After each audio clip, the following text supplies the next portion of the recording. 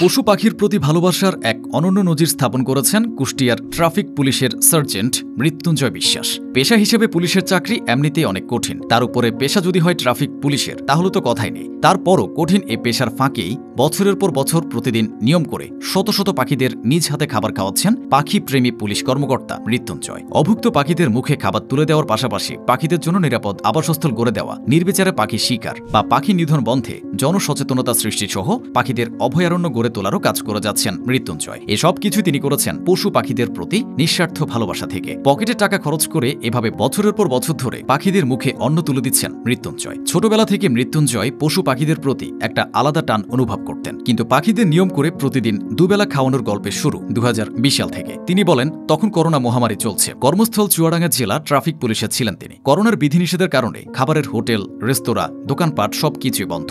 এরকম একদিন আমি পাখিদের অনেক কিচির মিচির শব্দ শুনতে পাই। তখন আমার উপলব্ধি হয় পাখিরা হয়তো ক্ষুধার্ত। প্রশংসার পাশাপাশি সাধারণ মানুষ, এমনকি সহকর্মীদের অনেকে তাকে পাগল বলে মন্তব্য করে থাকেন। প্রখ্যাত উপস্থাপক হানিফ সংকেত পাখি প্রেমী মৃত্যুঞ্জয়কে নিয়ে জনপ্রিয় ম্যাগাজিন, অনুষ্ঠান ইত্যাদিতে গত বছর পাখিদের হৃদয় করেছে জয়, পুলিশ সার্জেন্ট মৃত্যুঞ্জয় এই শিরোনামে একটি প্রতিবেদন প্রচার করেন। এরপর থেকে মৃত্যুঞ্জয়ের পাখিদের খাওয়ানোর সব ভিডিও সোশ্যাল মিডিয়ায় ভাইরাল হয়ে আসছে। ক্ষুধার জ্বালায় তারা এরকম করছে। এরকম উপলব্ধি থেকে 2020 সালের এপ্রিল মাসের কোনো এক সকালে চুয়াডাঙ্গা শহরের শহীদ হাসান চত্বরে পাখিদের খাবার দেওয়া শুরু করেন। চানাচুর, মুড়ি, বিস্কুটের গুঁড়া ছিটানোর কিছুক্ষণের মধ্যে দল বেঁধে পাখিরা খাবারের জন্য ছুটে আসত। এছাড়া নির্বিচারে পাখি শিকার বন্ধে জনসচেতনতা সৃষ্টির কাজও করে যাচ্ছেন মৃত্যুঞ্জয়। চুয়াডাঙ্গায় কর্মরত অবস্থায় 2020 সালে পাখিদের জন্য বাসা তৈরি করে দেওয়ার উদ্যোগ নেন মৃত্যুঞ্জয়। সে সময় চুয়াডাঙ্গা জেলার তৎকালীন পুলিশ সুপার মোহাম্মদ জাহিদুল ইসলামের সহযোগিতায় পুলিশের 39টি স্থাপনায় মাটির হাড়ি ও পাহাড়ি বাঁশের তৈরি 5000 পাখির বাসা বানিয়ে দেওয়া হয়। এভাবে নিয়ম করে প্রতিদিন দুবেলা সকাল বিকেলে পাখিদের খাবার দিতেন। এভাবে শুরু হয় মৃত্যুঞ্জয়ের পাখিদের প্রতি ভালোবাসার এক অন্যরকম গল্প। 2021 সালের এপ্রিল মাসে মৃত্যুঞ্জয় চুয়াডাঙ্গা থেকে বদলি হয়ে কুষ্টিয়া ট্রাফিক পুলিশে